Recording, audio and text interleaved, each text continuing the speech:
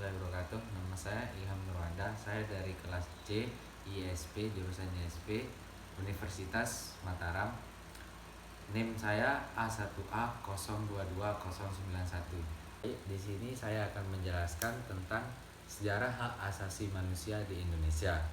Sejarah hak asasi manusia di Indonesia dianggap sakral, diperjuangkan sepenuhnya oleh bangsa Indonesia. Sejalan dengan kehidupan berbangsa dan bernegara, Indonesia telah ikut serta untuk memperjuangkan HAM, memasukkan rasa kemanusiaan dalam perundang-undangan.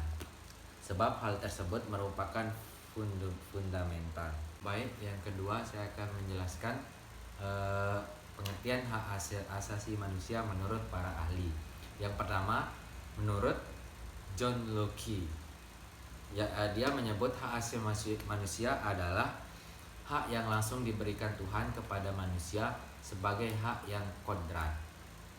Oleh sebab itu, tidak ada kekuatan di dunia ini yang bisa mencabut HAM, memiliki sifat yang mendasar dan suci. Menurut ahli kedua, yaitu HAM menurut James Matteson. James Matteson adalah anggota komisi di HAM di PBB. Menurutnya, HAM adalah hak-hak yang ada pada setiap manusia yang tanpanya manusia mustahil hidup sebagai manusia. Seperti yang saya ketahui, macam-macam hak asasi manusia itu ada 6. Yang pertama, hak asasi pribadi atau personal human rights. Di sini contohnya dari personal human rights. Ini adalah kebebasan untuk menyampaikan pendapat. Kedua, kebebasan untuk berpergian, bergerak, berpindah ke berbagai tempat dan lain sebagainya. Yang kedua, hak asasi politik rights. Yang kedua adalah hak politik atau politik rights. Contohnya hak untuk bebas untuk memilih dan dipilih. Ketiga, hak ekonomi, hak asasi ekonomi atau economic rights, yaitu contohnya kebebasan dalam jual beli. Yang keempat, hak asasi peradilan atau procedural rights, yaitu hak untuk mendapatkan pembelaan hukum. Kelima adalah hak asasi sosial budaya, yaitu contohnya kebebasan untuk memilih, mendapatkan pelajaran dan lain-lain.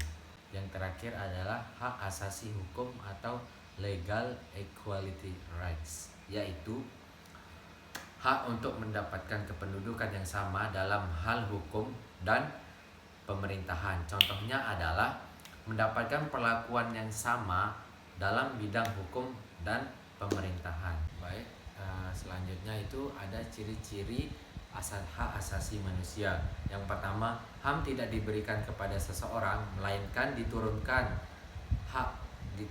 kepada setiap individu masing-masing, yaitu langsung dari individunya.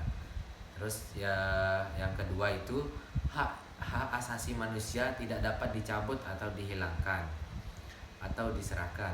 Yang ketiga ada HAM bersifat hakiki, yaitu hak yang sudah ada sejak manusia dalam kandungan. Terus yang terakhir, HAM sifatnya universal sehingga berlaku bagi semua manusia atau semua makhluk hidup.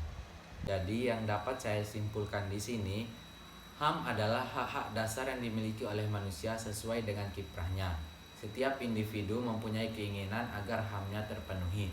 Tapi satu hal yang perlu kita ingat, bahwa jangan pernah melanggar atau menindas HAM orang lain. HAM setiap individu dibatasi oleh HAM orang lain. Dalam Islam sudah lebih dulu memperhatikan HAM. Ajaran Islam tentang Islam dapat dijumpai dalam sumber utama ajaran Islam, yaitu Al-Quran dan Hadis, yang merupakan sumber ajaran normatif juga terdapat dalam praktik kehidupan umat Islam.